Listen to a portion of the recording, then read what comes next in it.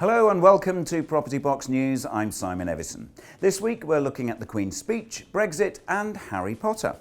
At the recent state opening of Parliament, the Queen's Speech was dominated by Brexit proposals. The main bill to affect the rental industry was the confirmation that the ban on tenant fees will be going ahead.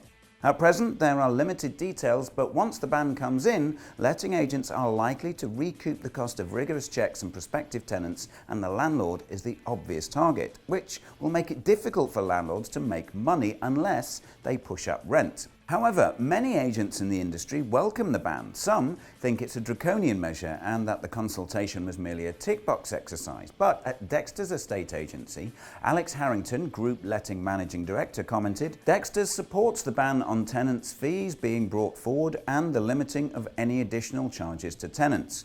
We have always kept any charges to tenants as low as possible. Some agents across the industry have overcharged the tenant for financial gain for too long, and so the fact that the government has now acted and proposed to ban agents from making these charges has been welcomed." Charlie Woods, Senior Lettings Director at Russell Simpson, said, "From our point of view, it's business as usual. For quite a while now, we haven't charged the standard administration fee because we simply don't see the need. We also don't charge the landlord their portion as they are paying as a fee already, so we've always felt it was unjustified to ask for anything else on top." The heavy tenant fee imposed by some agents has often been criticised as unjustified and also seen as double dipping by making money from both the tenant and the landlord. As investors, choosing an agent who is not passing on fees may be critical to maintaining good cash flow. Overall, the ban has been expected for a while now and is very likely to happen. The main issue has to be how will agents best prepare for it.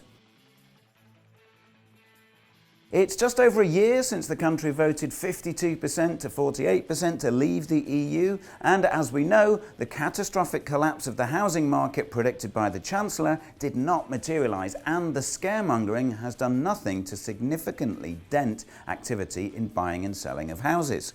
A recent study carried out for Hart estate agents shows that most buyers and sellers have not been cautious due to Brexit and that most are pressing ahead as normal. Of the 200,000 plus surveyed, less than 4% said they were pausing on selling due to the effect Brexit may have. A further 4% of those surveyed said Brexit had an effect on the decision not to sell, but does not hold them back now. The survey revealed that over 75% felt that Brexit had no influence over their decision to sell. Paul Smith, CEO of Hart Estate Agents, commented, "A year on from the UK's vote to leave the EU, the UK property market remains sound. House prices are 5.6% up on the year, a world away from the 10 to 18% drop that the former Chancellor was plugging to Middle Britain." Over recent months, we've been reporting a healthy property market and that business as usual has been a common theme. And we'd love to know if Brexit has influenced your decision as an investor and what you think might happen during the remainder of the Brexit process. So please leave us a comment below.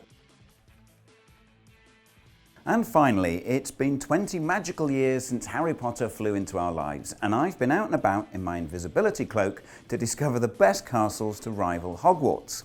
Now, Dumbledore would definitely be at home in amongst the spires and towers of the neo-Gothic designed Royal Victoria Patriotic Building in Wandsworth, South London. Queen Victoria herself laid the foundation stone in 1857, and the building was created for young girls orphaned during the Crimean War.